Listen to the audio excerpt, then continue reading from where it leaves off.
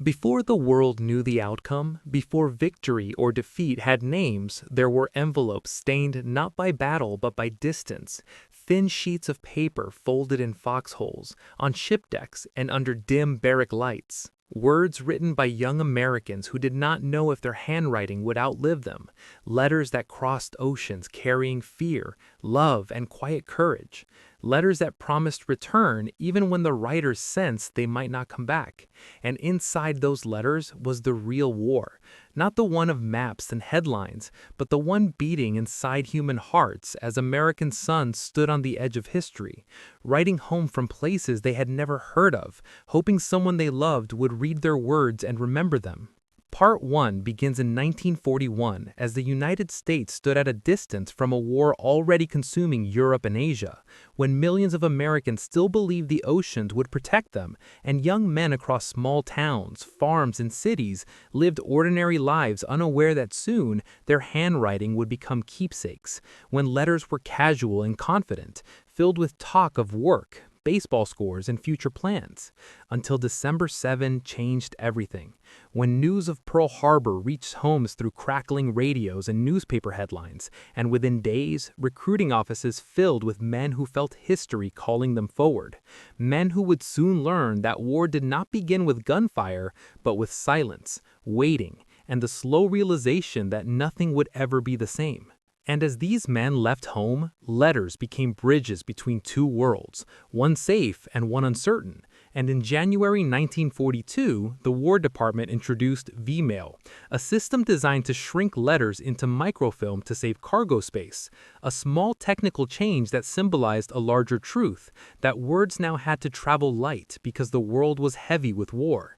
And soldiers were instructed to write carefully, avoid sensitive details, and trust that censors would read every line. And still, they wrote honestly because letters were how they stayed human.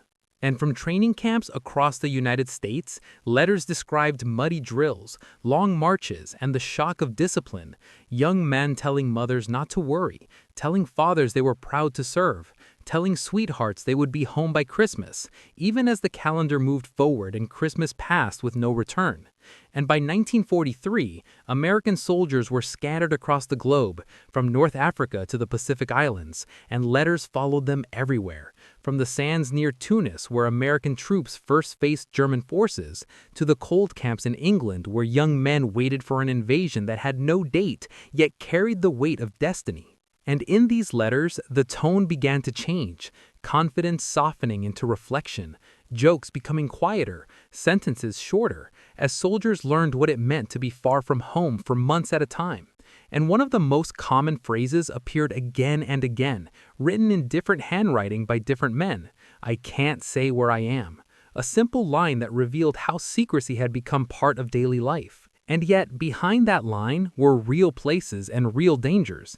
Places like Guadalcanal, where American Marines endured heat, rain, and exhaustion, writing letters that spoke less of combat and more of missing familiar voices, because the greatest struggle was often loneliness. And in the Pacific, letters took weeks or months to arrive, sometimes arriving after the man who wrote them was already gone, a cruel twist of timing that families would not understand until much later. And mothers carefully saved every envelope, every line, unaware which would become the last. And in Europe, soldiers stationed in England in early 1944 wrote letters that carried a quiet tension, men sensing something massive was coming but unable to name it, writing about the weather, about training, about boredom, while between the lines was anticipation mixed with fear. And on June 5, 1944, many soldiers wrote letters knowing they might not be mailed until after what was coming. Some writing quickly, some carefully, all choosing words they hoped would comfort rather than alarm. And although these letters avoided detail, their emotion was unmistakable. Men telling their families that whatever happened, they were proud of what they were doing, proud to be part of something larger than themselves. And some letters were addressed not just to parents or wives, but to children too young to read. Words written for a future that might never arrive, yet written anyway because hope demanded it. And as American forces landed in Normandy, letters paused, mail delayed by chaos and movement, and back home, families waited, checking mailboxes daily, measuring time by the absence of envelopes. And when letters resumed, they carried heavier weight, not in what they described, but in what they avoided. Soldiers reassuring families they were fine, that morale was high, even as they moved through ruined towns and long campaigns across France, Belgium, and into Germany. And throughout 1944, letters became records of endurance, not glory. Men writing about rain, mud, and fatigue, about missing home-cooked meals, about dreams of ordinary life, because normality became the greatest luxury. And among these millions of letters were some that history would later recognize for their quiet power, like those written by the 5 Sullivan brothers before the war, whose earlier letters showed pride in serving together, unaware of the tragedy that would later shape military policy, or the letters of paratroopers who wrote just hours before boarding planes, words steady on paper even as uncertainty filled the air. And censorship meant soldiers rarely described loss directly, but families learned to read between the lines, noticing changes in tone, shorter sentences, less humor, understanding that silence itself was a message. And as the war moved into 1945, letters began to carry cautious hope, references to rumors of victory, questions about post-war plans, soldiers asking about jobs, about homes, about whether the world they left still existed.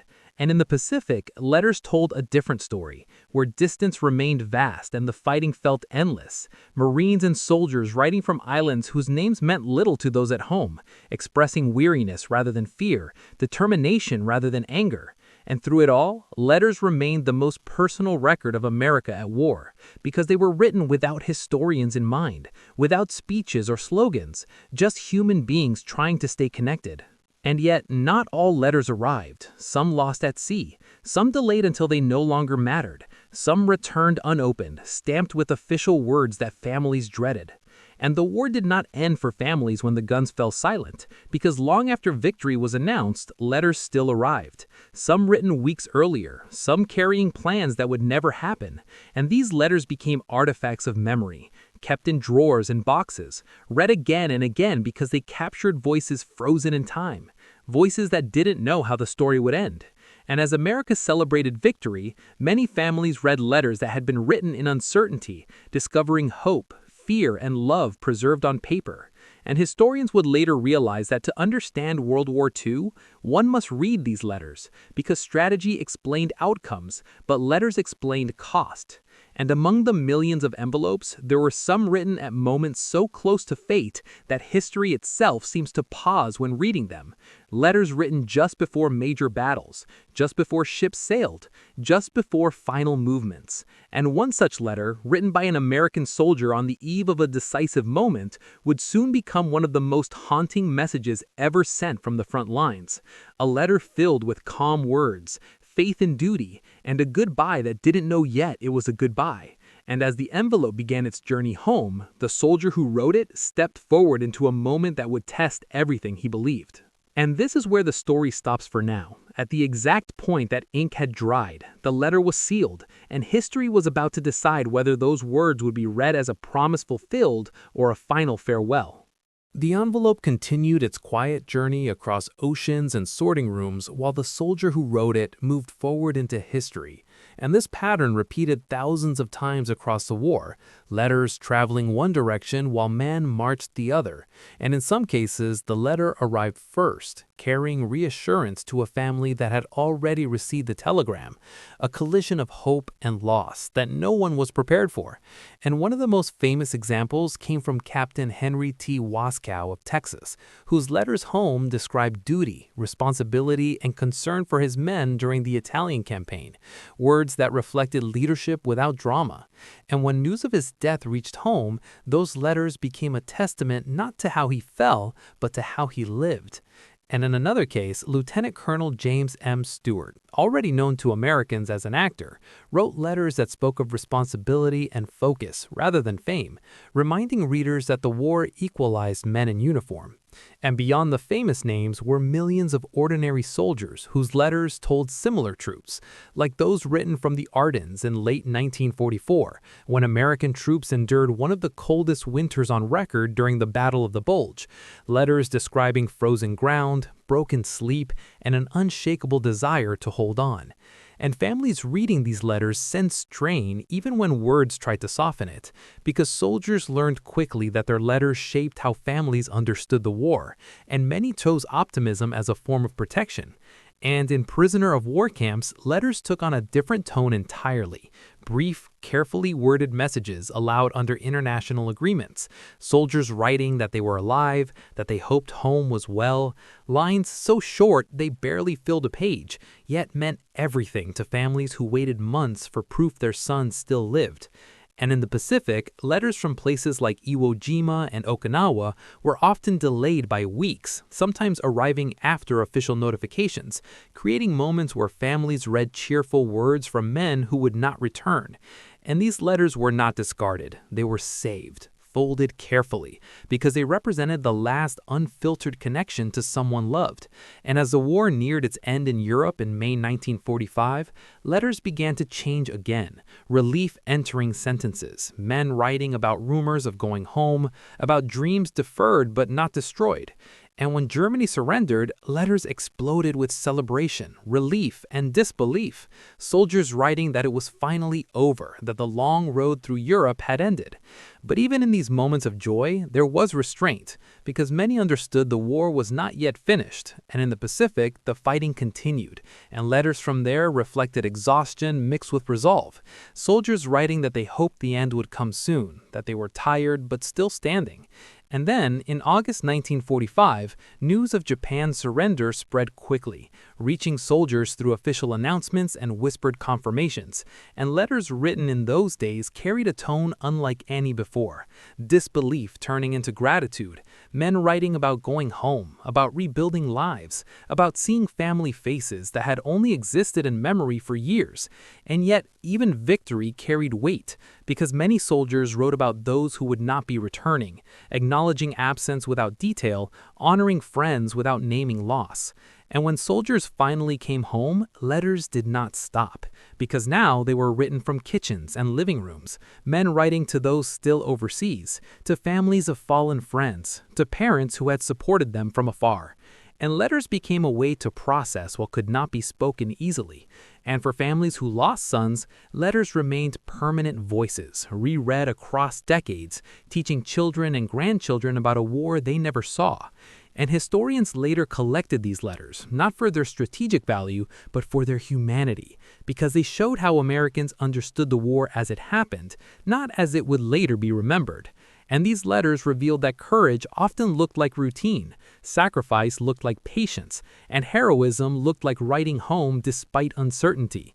And museums across the United States now display these letters, not as relics of paper, but as echoes of real lives, reminding viewers that history is not only shaped by leaders and battles, but by individual choices to keep writing, to keep hoping, to keep believing in return.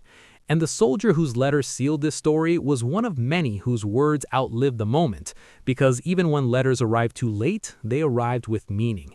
And in that meaning, families found comfort, understanding that their loved ones had been thinking of them to the very end. And this is the legacy of the letters American soldiers sent from the front lines. Messages written under pressure, under rules, under fear, yet filled with honesty, restraint, and love.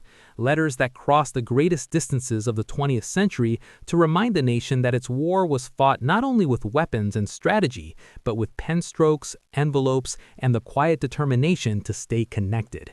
And long after the war ended, these letters continue to speak, not loudly, not dramatically, but clearly, telling America who it was when everything was at stake.